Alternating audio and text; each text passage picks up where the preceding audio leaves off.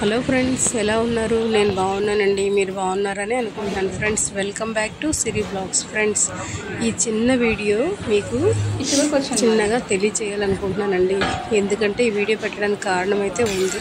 ఎందుకంటే మనం చిన్న చిన్న సెలబ్రేషన్స్ ఏవైనా కూడా ఇలాంటి అనాథాశ్రమంలో కానీ వృద్ధాశ్రమంలో కానీ మనం చేసుకుంటే వాళ్ళకి ఒక్క పూటకి మనం హెల్ప్ చేస్తే, ఒక్క పూట మన అన్నానికి కానీ టిఫిన్స్కి కానీ లేదంటే నైట్ డిన్నర్కి కానీ ఏదో విధంగా మనం హెల్ప్ చేస్తే ఆ హ్యాపీనెస్సే వేరండి.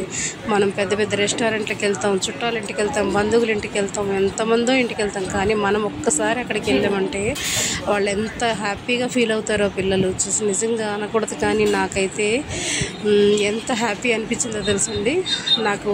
ఎందుకంటే నేను మా పిల్లలు చిన్నప్పటి నుంచి కూడా నేను ఇలా బర్త్డేస్కి కానీ ఇలాగే ఇప్పుడు మా పెద్ద బాబు చనిపోయిన కార్యక్రమానికి దేనికైనా కూడా నేను అక్కడే ఇస్తానండి. వాళ్ళు వెళ్ళిన వెంటనే పలకరించే పలకరింపు ఎంత హ్యాపీనెస్ ఇస్తుందంటే చెప్పలేకపోతుంది అసలు మాటల్లోనూ.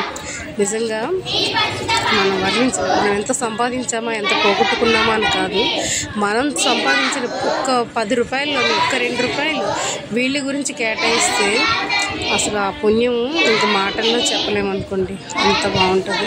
సో మీరు కూడా చిన్న చిన్న అకేషన్స్ ఏవైనా ఒక ఫుడ్డే మిగిలిన లేదంటే బట్టలే ఏదో విధంగా వాళ్ళకి హెల్ప్ చేయండి ప్లీజ్. ఎందుకంటే మనకి అందరూ ఇస్తారు, వాళ్ళు అనాథలు కదండి, వాళ్ళకి ఎవరిస్తారు? మనలాంటి వాళ్ళే సహాయం చేయాలి. సో మీరు కూడా చేస్తారని ఆశిస్తున్నాను.